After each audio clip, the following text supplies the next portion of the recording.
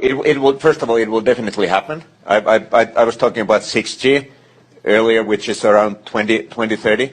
I would say that by then, definitely the smartphone as we know it today will not anymore be the usual kind of the most common interface. Wow. Many of these things will be built directly into our bodies.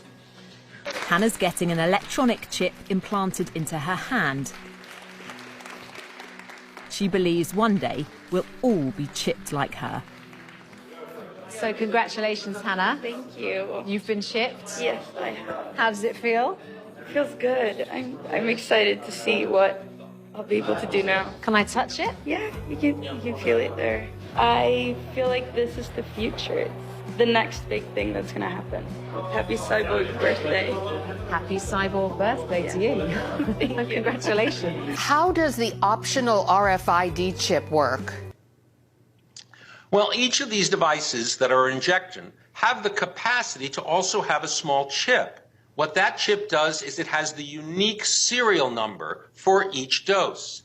It is designed so that there is no counterfeiting. It's designed so that we'll know exactly that the right dose hasn't expired. However, that chip only refers to the dose. There's no personal information, no patient information. It's simply like a barcode, only we know instantaneously where and when that dose has been used. That also helps public health officials know when there are outbreaks, have we vaccinated enough people in those areas? That technology is purely optional, however, and the US government hasn't even decided if they're going to use it. Who are inserting microchips under their skin. It means they may never have to carry a house key, train ticket or bank card ever again.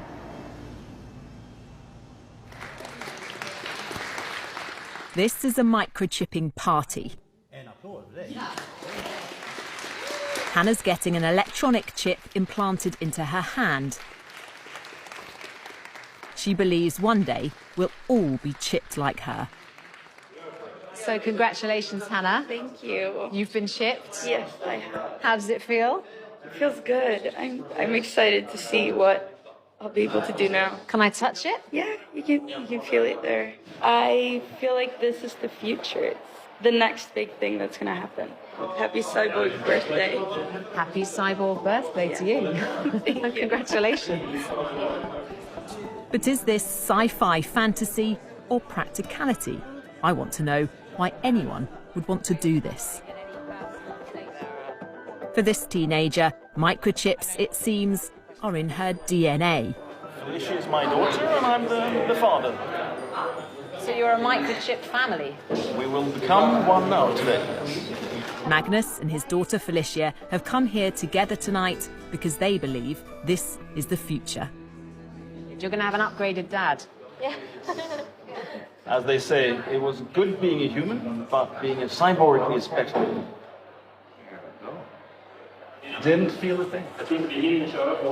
It's a quick, simple procedure with potentially huge significance.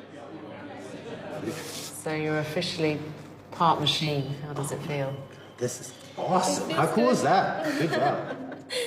Do you think in a few years' time, in a decade perhaps, we'll all have things like this? Yes, of course. I really do think. What's wrong with just having contactless payment cards? We've all got phones. We've all got a set of keys. What's the point? The point is to reduce the hassle of exactly these things. Isn't that just the ultimate laziness? No, it's convenience. And convenience is a pretty powerful force. I mean, in the morning, every morning, when you stand there, going out your front door, you check your purse or your pockets. Okay, do I have my wallet, my charger, my keys, my phone, all my stuff? What if you could reduce that by half? It would declutter your life. Hannes has helped develop several microchips. He wants us all to hack our biology. Microchipping is, he says, just the start. I want us humans to open up and improve our sensory universe, our cognitive functions, and improve all different dimensions of being human. And there is so much we can do. You want to make us bionic? Indeed. I want to merge humans with technology, and I think it will be awesome. This is a nation of early adopters. Sweden's set to become the world's first cashless society, and the economy here is driven by digital innovation. This national rail company has taken microchipping on board, with 2,500 passengers signing up to use their chip instead of a paper ticket. For now, it seems to me, what the chips can actually do is fairly limited. But the people I've spoken to are convinced that this technology will, one day, change the way we live. That in the future, we will all be chipped. And they are leading the way. Folks, they say the best way to keep track of your pets is by implanting them with a little microchip. Yeah, you ever heard of it? I'm sure you have. Very popular nowadays, but we wanted to take a look at the science behind how it works. Here it is. As you can see, sometimes it's just easy for your pet to get away from you. Or in the case of Christine Lindsay, her dog Sissy was taken when someone stole her car. Fortunately, the two were reunited thanks to her pet having a microchip implant. We went to the Atlanta SPCA to learn the science behind the device. Christina, why is it important to chip an animal? It will enable your pet, if they're lost, to have the best chance of being reunited with you. Microchips are a really simple procedure. It's non-surgical, right into the pet like an injection, and it stays with the pet for the rest of their lives. Here's how it works. Microchips are roughly the size of a piece of rice and use radio frequency identification, or RFID. As the name implies, microchips use radio waves as a medium to transmit information. These chips do not have internal power, but use electromagnetic forces. So it needs a reader or a scanner to energize it. When activated, the chip sends a radio signal to the reader and the stored information appears. So the microchip, it doesn't house your personal information in it. It just houses a unique number that is specific to your pet. So what happens is that unique number is connected to a database with your microchip company, and that then is connected to your information, your address, your cell phone number, your emergency contact. Your pet does not feel it. It might hurt a little bit going in, but it's no different than any simple injection. Even PETA contends that the pain of the procedure for an animal is minimal compared to the consequences of the animal getting lost. Just ask Christine and Sissy.